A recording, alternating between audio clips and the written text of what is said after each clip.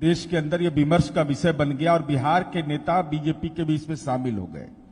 उन्होंने कहा कि आपने महामहिम राज्यपाल को बुलाया था, इतनी भी जानकारी आपको नहीं है कि महामहिम राष्ट्रपति का चुनाव होता है, वो नॉमिनेट नहीं होते हैं, वो निर्वाचित होते हैं संसद के सदस्य, और साथ ही साथ विधानसभा के माननीय सदस्य वोट डालते हैं। तो आप तुलना किससे कर रहे हैं? वो तो महामहिम राज्यपाल को नॉमिनेट किया जाता है और आप तुलना कर रहे हैं महामहिम राष्ट्रपति का। ये सीधे तौर पर भाजपा की जो नौटंकी है।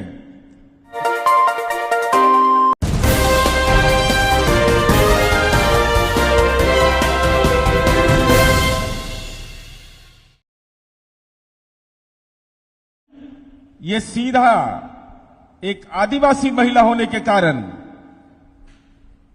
आपने ये अपमान, महिला होने के चलते भी और आदिवासी होने के चलते आपने देश के प्रथम नागरिक का अपमान किया है। यह सर्वविदित है।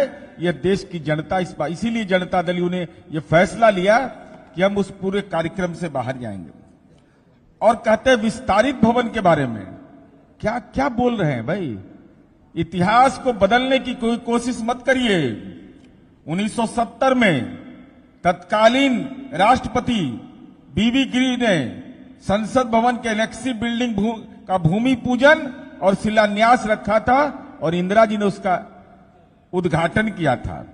लेकिन यहां तो सवै धन गोपाल के, हम ही शिलान्यास भी करेंगे और हम ही उद्घाटन भी करेंगे आदरणीय नरेंद्र मोदी जी के द्वारा। इसलिए हमारी समझ है कि सीधे तौर पर राजनैतिक रूप से यह दिमागी साजिश के तहत कि वो आदिवासी हैं, उनको राजनैतिक रूप से अछूत मानते हैं प्रधानमंत्री नरेंद्र मोदी और अमित शाह, इसीलिए उनको उद्घाटन कार्यक्रम से वंचित किया गया है।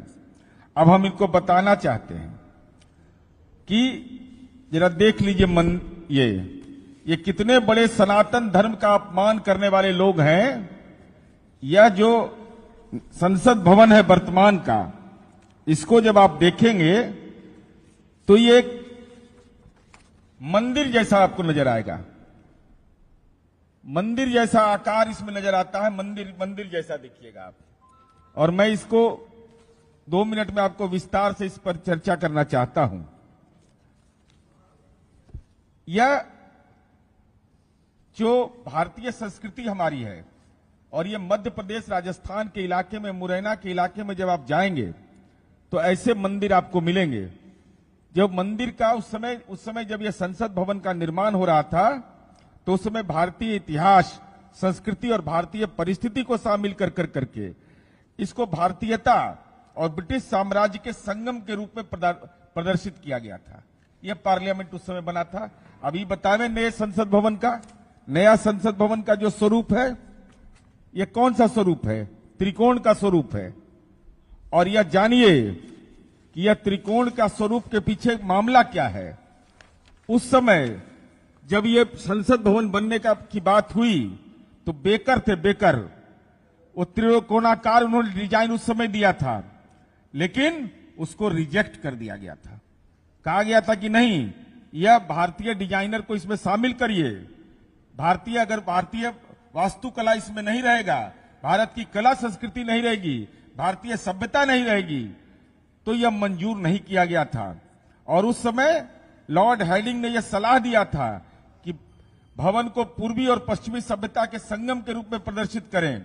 भवन पूरी तरह भारतीय जनमानस के अनुरूप बनाया गया था।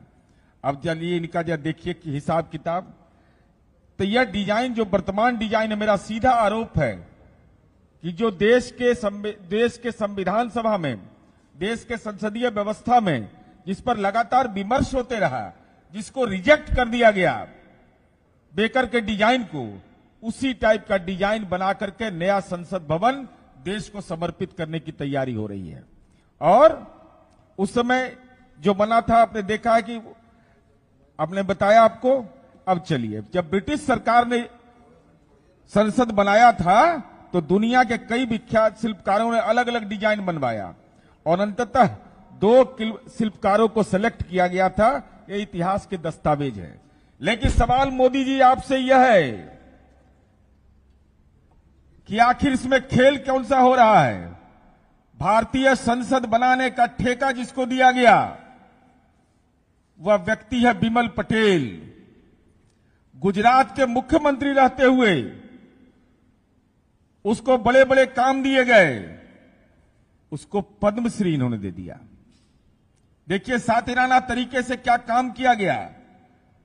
जो केवल गुजरात में, अगर ये बहुत बड़े शिल्पकार थे, वास्तुकार थे, आर्किटेक्ट थे, तो इनको देश के दूसरे राज्यों में क्यों नहीं काम मिला? क्यों काम मिला केवल जब आदरणीय नरेंद्र मोदी जी गुजरात के मुख्यमंत्री रहते हैं तब बिमल पटेल की कंपनी को काम मिलता है। जब दिल्ली इनका पदार्पण होता है तब इनका गृह प्रवेश होता है दिल्ली के काम में। ये कौन सा खेल है? नहीं तो देश के विभिन्न राज्यों के अंदर में विधानमंडल बने, बहुत सारे संस्थागत संरचनाएं बड़े बड़ी खड़े हुए, लेकिन ये बिमल पटेल में आखिर कौन सी खासियत है कि बिमल पटेल को, जो गुजरात का रहने वाला है, उसको आपने उसकी कंपनी को काम दिया और उसको पद्मश्री भी दे दिया। पद्मश्री भी इन्होंने दिया है।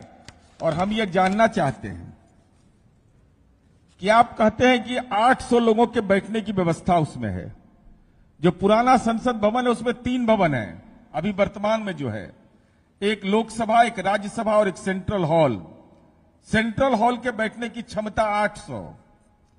तो आपने तो 2 ही हॉल बनाया, एक लोकसभा और एक राज्यसभा। तो जो संसद का जो विशेष सत्र होता है जिसमें महामहिम राष्ट्रपति का अभिभाषण होता है, उस महामहिम के अभिभाषण में ज्वाइंट सेशन होता है, उसके लिए आपकी व्यवस्था क्या है? इस सेंट्रल हॉल को खत्म करने के पीछे आपके मन के अंदर क्या साजिश है?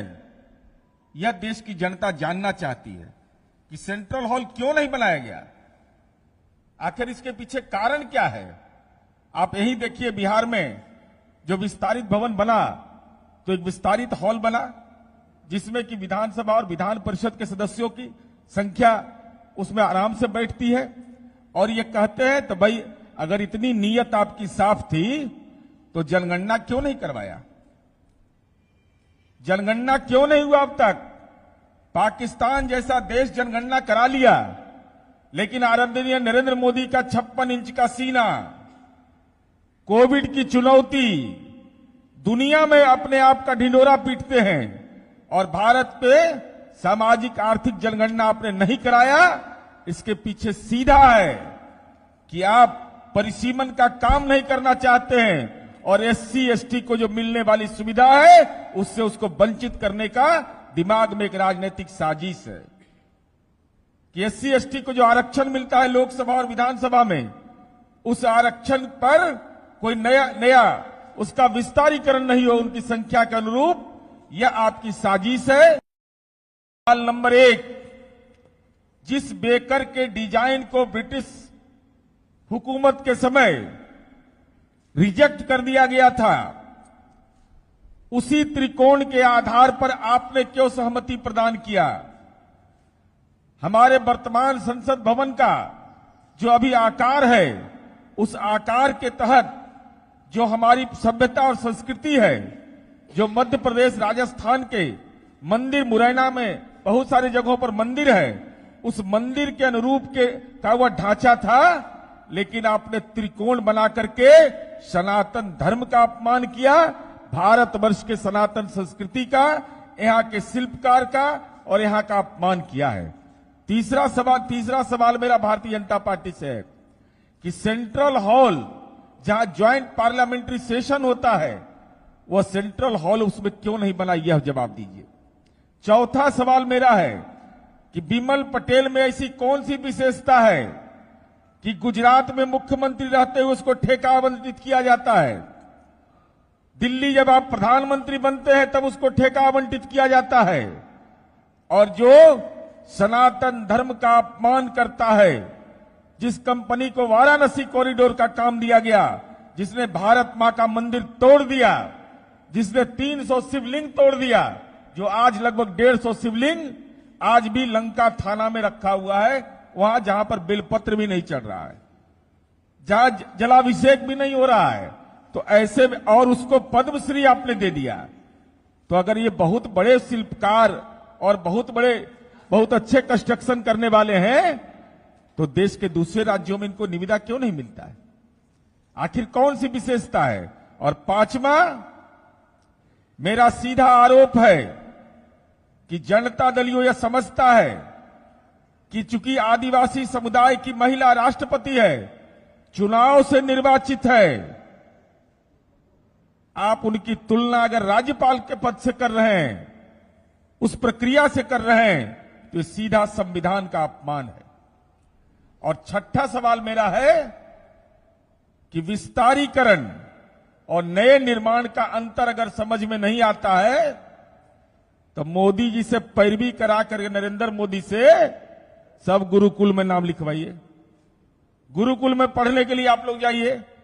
आप लोग को यह समझ में नहीं आ रहा है कि विस्तारीकरण किसको कहते हैं, और आप न शिलान्यास कराते हैं न उद्घाटन कराते हैं। इसका मतलब देश के प्रथम नागरिक को आपने राजनीतिक रूप से साजिशन तरीके से अछूत मान करके आपने देश के राष्ट्रपति पद का अपमान किया है।